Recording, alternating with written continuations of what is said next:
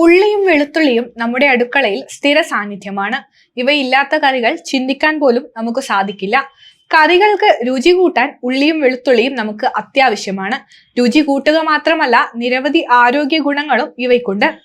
ഇന്ത്യയിലെ വിവിധ സംസ്ഥാനങ്ങളിലെ ഭക്ഷണ രീതികൾ വ്യത്യസ്തമാണെങ്കിൽ പോലും ഉള്ളിയും വെളുത്തുള്ളിയും എല്ലാവരും ഉപയോഗിക്കുന്നുണ്ട് എന്നത് മറ്റൊരു സത്യം. നമ്മൾ മലയാളികളുടെ അടുക്കളയിൽ ഉള്ളിക്ക് ഒരു പ്രത്യേക സ്ഥാനം തന്നെയുണ്ട്. എന്നാൽ ജമ്മു കാശ്മീരിലെ കത്ര എന്ന നഗരത്തിന്റെ രീതി കുറച്ച് വ്യത്യസ്തമാണ്. ഇവിടെ ഉള്ളിയും വെളുത്തുള്ളിയും ഭക്ഷണത്തിൽ ഉൾപ്പെടുത്തുന്നത് അനുവദനീയമല്ല. മാത്രമല്ല, കത്രയിലെ മാർക്കറ്റുകളിലും ഉള്ളിയും വെളുത്തുള്ളിയും കാണാൻ പോലും കിട്ടില്ല. ഇത് കർശനമായി നിയന്ത്രിച്ചിരിക്കുകയാണ്. അതിനാൽ തന്നെ ഖത്തറിലെ ഹോട്ടലുകളിൽ വെളുത്തുള്ളിയും ഉള്ളിയും ഉൾപ്പെടുന്ന വിഭവങ്ങളും കാണാൻ സാധിക്കില്ല. മതവിശ്വാസങ്ങളും ഭക്തിയും കർശനമായി പാലിച്ചുകൊണ്ടാണ് ഇതെല്ലാം ചെയ്യുന്നത്.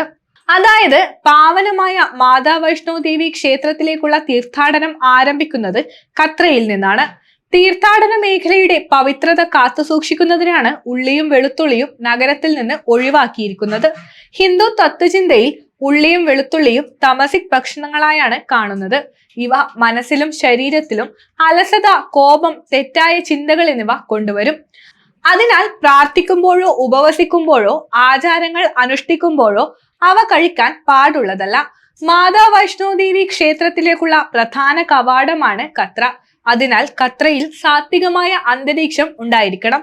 അതിനാൽ തന്നെ ഖത്രയിൽ ഏതെങ്കിലും സാഹചര്യത്തിൽ ഉള്ളിയോ വെളുത്തുള്ളിയോ വിൽക്കുന്നത് ശ്രദ്ധയിൽപ്പെട്ടാൽ കർശന നടപടികളും നേരിടേണ്ടി വരും.